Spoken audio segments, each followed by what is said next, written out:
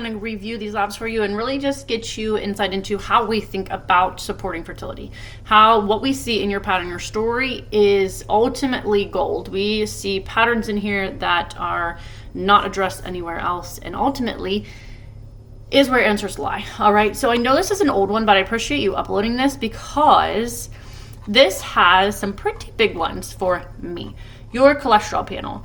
I'm going to kind of talk in terms of buckets that are going to be the biggest levers for us to pull in order to keep you pregnant this cycle or get you pregnant and stay pregnant next cycle, or the when we are ready. And so reserves are a big one. Depletion is probably the biggest bucket here. As I go through your labs and your intake, I'm gonna kind of point you and walk you through why that is that I'm seeing that, and then ultimately at the end of this, you'll kind of understand where we would focus. So this one, I want to see if you have a most recent cholesterol panel, but this is big. So immune. Although there's some other things in your labs that I thought definitely immune might not be our bucket, but immune in terms of depletion is for sure a really big one here. So when I look at cholesterol, and as dietitians, you probably know, the lower the better, right? It's not true for fertility. So what we want to see is I always look at a couple ratios. And I'm pulling up my other note. This is our master note that we put all labs in when we begin with somebody. So HDL should be half of triglycerides. Notice the issue here. And triglycerides should be half of cholesterol. Obviously it doesn't, we're pretty far off of those numbers. Definitely autoimmunity is my top area that I want to clarify. All right, I know they did lupus. I know your TPO antibodies were only 19, still a little elevated from what I want to see, but immunity, depletions, our body is going to triage, pull from places, pull from systems when we don't have enough in the tank. That is a huge stress, the biggest stress on fertility. So repletion, are we eating enough? Are we absorbing it? And getting the therapeutic nutrients that are actually specific to your needs, right? And so right here, cholesterol is also our building blocks for our hormones, progesterone, estrogen. If I had to guess, I would say you're a little low in both. I would want to get some advanced hormone testing to definitely be confident about that. Thyroid, this is usually the first place I think of when we're dealing with RPL, but we don't have a complete thyroid panel, so we'd want to get that. But the thyroid numbers that you have are not glaring. Again, we have to get full thyroid panel. There's many other labs as well that I want you to get that you don't have. So again, depending on where the cycle ends, then if we do need to, if we're not pregnant this cycle, we do need to get better labs in the picture because these are still very incomplete. Alkaline phosphatase. This is quite low. We don't like to see it under 50. Even though the range is 44 to 121 for fertility, it is 50. This also points to thyroid, low B vitamins, low protein intake, which could be absorption if you're eating enough. We don't know. That's gut. Gut is another bucket for you, as well as nervous system. Depletion's gut, nervous system. Depletion's gut, uterine environment, because those two are neighbors, nervous system. So you'll hear me kind of talking about those, but they're all related. We like to pull a little bit of levers in all of them because infertility is never about one thing. It is ultimately a combination of small but powerful adjustments in multiple buckets. So depletion has to be very, very, very first. This is always a non-negotiable when we do one-on-one work. And then we get into individual buckets like gut, uterine microbiome, uterine environment, nervous system as well. But yeah, so low depletions. Again, confirming that with labs is going to be important, but this is, and it was lower actually in 2023. So what's the pattern with that? I would like to confirm to be sure. But yes, that was an interesting, trying to do that in sequential order starting in 2024. Yeah, I think that was the oldest. It was an interesting one to start on. So I'm not going to go into the stim doses because I would need more questions on this. For example, what cycle day were these on? Doses, etc. Now, with that, 4 follicles, I think 4 follicles, 2 retrieved, none to blast. that again starts with depletion. I'm pulling up your, that again starts with depletion. So very, very important there. Also, this BV, uterine lining and environment, implantation, successful implantation. Really want to figure out what was done with BV. Has it been retested? Has it been ruled out? I saw endometriitis was ruled out, which is great. Another big question mark is endometriosis. You do have a lot of symptoms on them of that on paper. So obviously we would want to ask more questions about that and do our due diligence there. You need day 3 labs that are outside of stims. I think these all were, let me see what this one was. Okay. Yeah, some good. I like the testing that they've done. Also, depletion, 79 glucose is pretty low. Can we diagnose anything there? No. Are we diagnosing anything? No. But when we see that low glucose along with this low AMH and this insulin picture, I have to confirm, I've never seen insulin run this way. We do fasting insulin. I don't know if this directly translates into fasting insulin, but if your fasting insulin is 1.8, that is probably the biggest area we need to address. Very low reserves, very, very low reserves. Your body is dipping into your, I mean, you don't have any extra room in there at all to budge. We're going low, metabolics on the low end. This is the story that we work with on a day-to-day basis. Women who are depleted, that's that depletion bucket.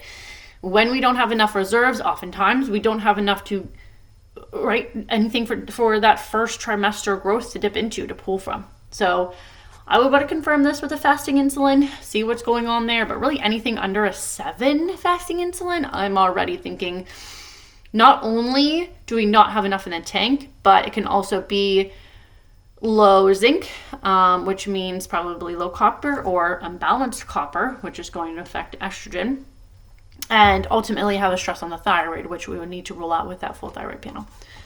So that was another one where I just thought it's really interesting. Okay, I reviewed those. This one was, yeah, these results all fine. I even checked with our RPL. Go to Carrie on our team. Thin uterine lining. It's also always something I'm thinking about with a DNC.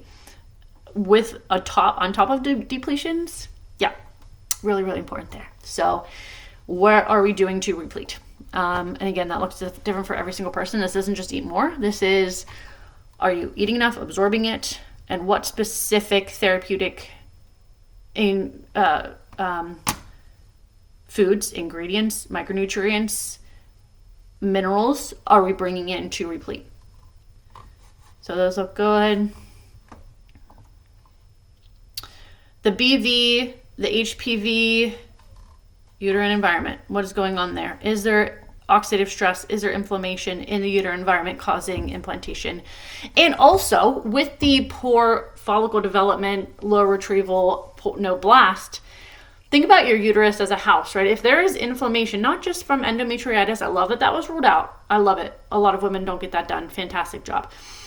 If there's inflammation from, say, for example, endometriosis, that house is going to impact every single thing inside of it, right? And that is follicles. That's follicle development. That's follicle maturation. So uterine environment.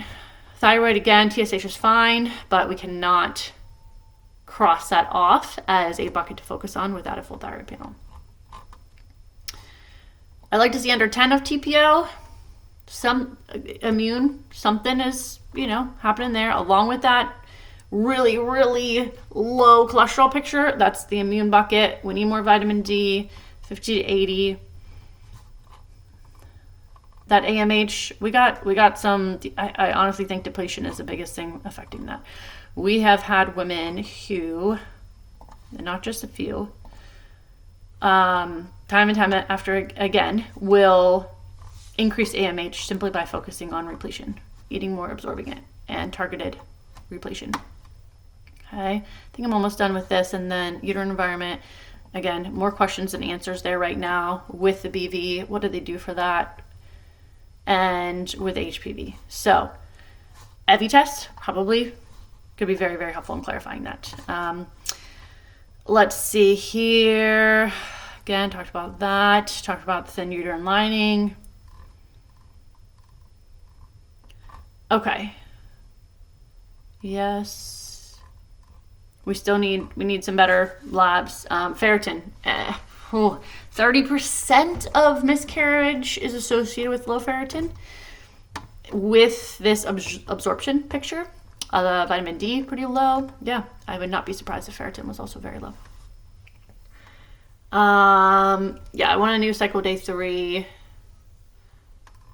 because I don't know if the ones you uploaded were with a stim or outside of a stim. Sperm. Okay. Also, yes, we will continue to come back on female, but for male, yeah, 100%. We need that DNA fragmentation test. With ED, we have to be understanding what's happening here, right? I'm thinking, what blood flow? What is your cholesterol? What is cholesterol looking like on this side? Micronutrients for sperm health. And also that pH and that low morphology. Definitely male and female. Okay, this is both. This is both, and this is most of the couples that we work with. It's a little bit on both ends. It's not, oh, this is solely female. There's nothing to do on the male side, or this is solely male. There's nothing to do on the female side. So we definitely want to be bringing both of these into picture. Okay. Okay, so I'm going to skip through things that supplements. Again, nothing wrong with those, but are they making a big difference? No. We need to get more targeted supplements there. Okay. Definitely not eating enough. I mean, I can tell that just from this. I mean, I know being a dietitian, tracking brings up a whole lot of things. We do a reverse tracking method in our one-on-one where we have you track to make sure you're getting enough. 96% of the women that we work with are not. And so I think if we did put this into a chronometer, we would be surprised how little it is, especially when you have a history of, high demand for energy. I know you've cut back on your exercise, but we do have to replete. Okay. Trying to see what else. A lot of this stuff, again, we go more into detail with, of course, as in a one-on-one, but just trying to pull out the biggest things here. Bloating. Okay.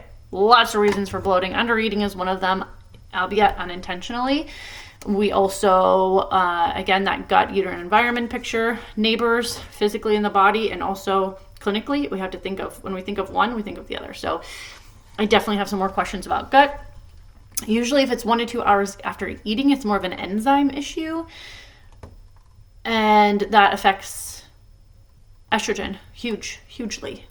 I do think probably low estrogen is in the picture. But it's not just low and high. It's about how you are detoxifying it as well. We don't know that yet. Okay, here we go. Cramps. You mentioned middle schmerz. We mentioned some things here. Ovulation side pain. You're ovulating fine. Yeah, I'm sure. Brown spotting before your period starts. Ovulation pain. You had cramps before in younger years before you went on birth control. Those are all things we need to know more about. I do think endometriosis when I think that. I don't say that lightly. Bloating. Some other things you're mentioning here. Just, yeah, I mean, have your sex very regular. Yeah, so I would want to know more about your periods. Okay, we need to go into more of this because I think we might miss a lot of information there that, yeah, heavy clots, spotting before period. Here we go. Okay, now almost no clots. Beautiful. So this is your acupuncture change. That's beautiful.